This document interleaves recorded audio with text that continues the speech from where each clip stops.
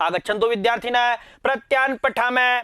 और प्रत्यय में भी हम किसकी चर्चा कर रहे हैं? कृदंत प्रत्ययों के बारे में बच्चों। और कृदंत प्रत्यय का आज हम भाग 5 यानी पंचमय भाग पढ़ेंगे। और पंचमय भागे में हम क्या देखेंगे? नउल त्रचः यानी नउल प्रत्यय देखेंगे और त्रच प्रत्यय देखेंगे प्यारे बच्चों।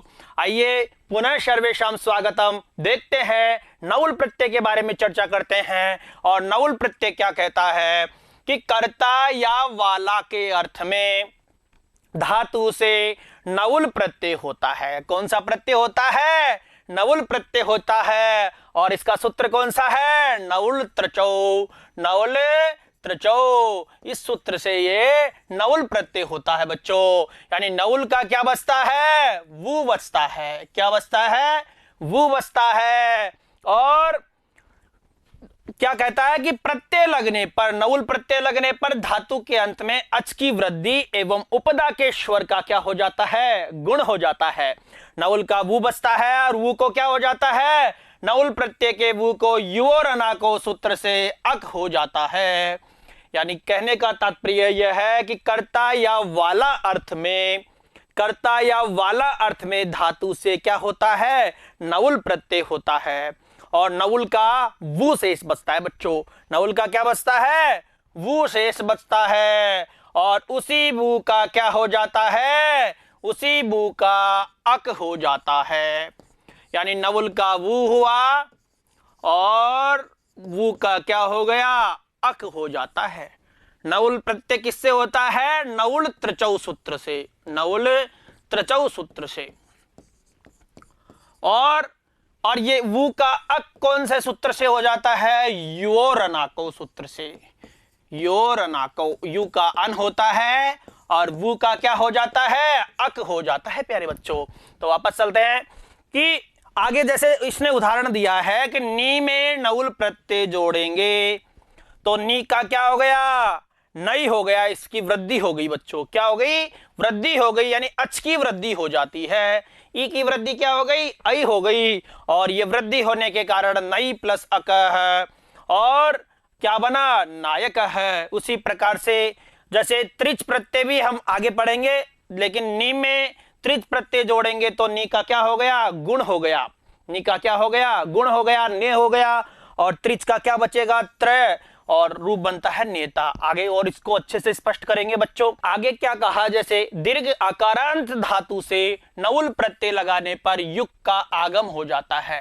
यानी आकारांत धातुओं में नउल प्रत्यय जब हम लगाएंगे तो नउल का क्या बचता है? वु, और वु का क्या हो जाता है? अक। और इसमें क्या बनेगा? दायक, ऐसे बन जाता है रूप, दायक। और उसी प्रकार से क्री में नउल जोड़ेंगे तो क्या बनेगा? कारक। क्या बनेगा? कारक। और क्री में यदि त्रिच प्रत्यय जोड़ देते हैं तो क्या बनता है? कर्ता बनता है। त्रिच का त्रि बचता है और त्रि का अनंग आदेश होकर के कर्ता इस प्रकार से बनता है। वो भी एक प्रक्रिया है बच्चों।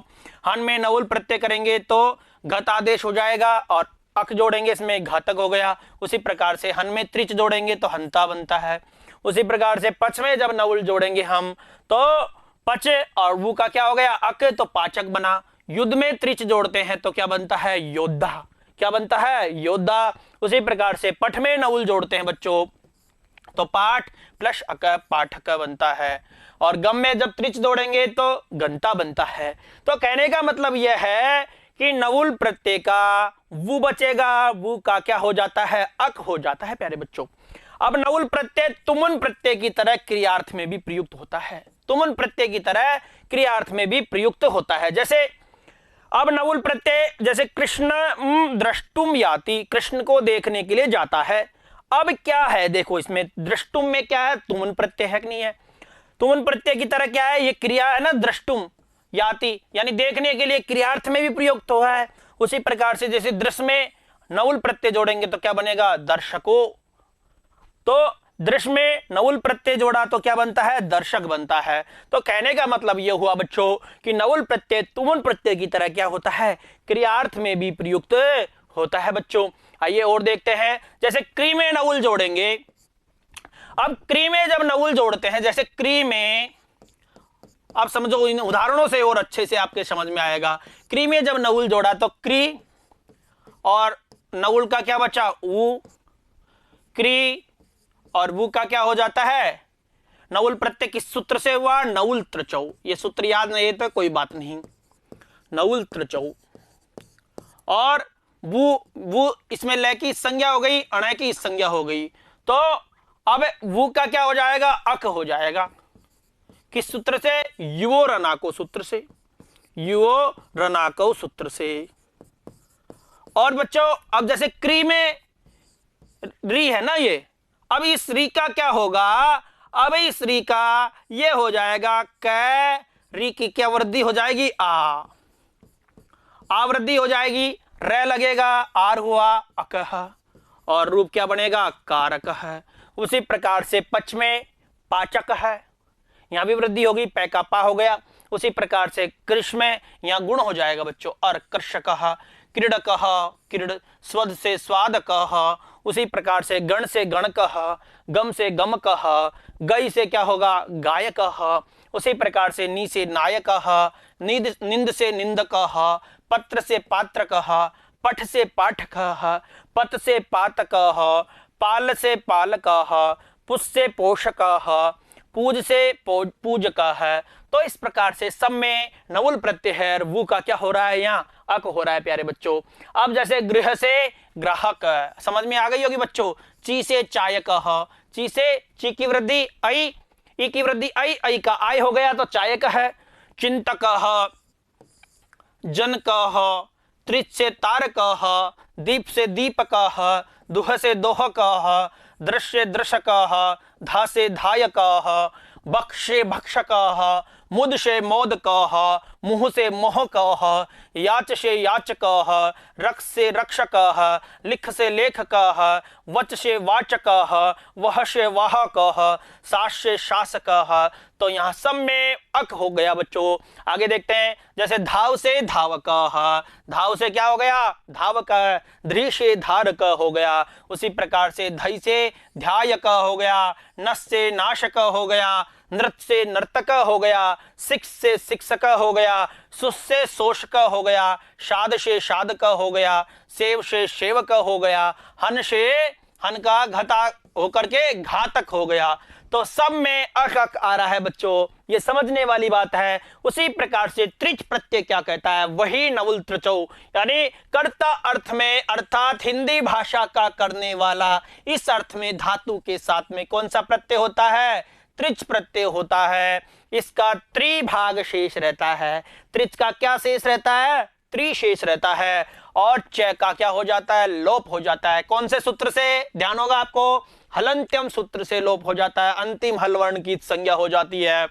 त्रिच प्रत्यांत शब्दों के रूप तीनों लिंगों में चलते हैं, तीनों लिंगों में होते हैं। यहाँ केवल पुल्लिंग में ही उदाहरण प्रस्तुत किए जा रहे हैं। आपको मैंने यहाँ केवल पुल्लिंग के उदाहरण बताऊंगा बच्चों। देखो, क्री में त्रिच प्रत्यय जोड़ेंगे तो देखो कृत्री बनता है, त्रिचय का लोप हो गया तो ये बनेगा कृत्री, गुण होकर के अर्थ, और आगे अनंग होकर के कर्ता होता है। उसी प्रकार से श्रु में त्रिच जोड़ते हैं तो श्रोत्री श्रोता, दा में त्रिच जोड़ते हैं तो दात्री दाता।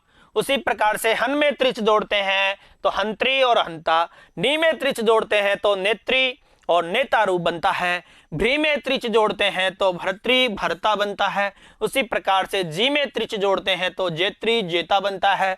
उसी प्रकार से गम में त्रिच प्रत्यय जोड़ते हैं तो क्या बनता है, गंत्री बनता है, और रूप क्या बनता है, गंता। तो उसी प्रकार से ज्ञात्री और में त्रिच जोड़ते हैं तो ज्ञात्री ज्ञाता यानी जानने वाला। उसी प्रकार से धात प्लस त्रिच धात्री यानी धारण करने वाला।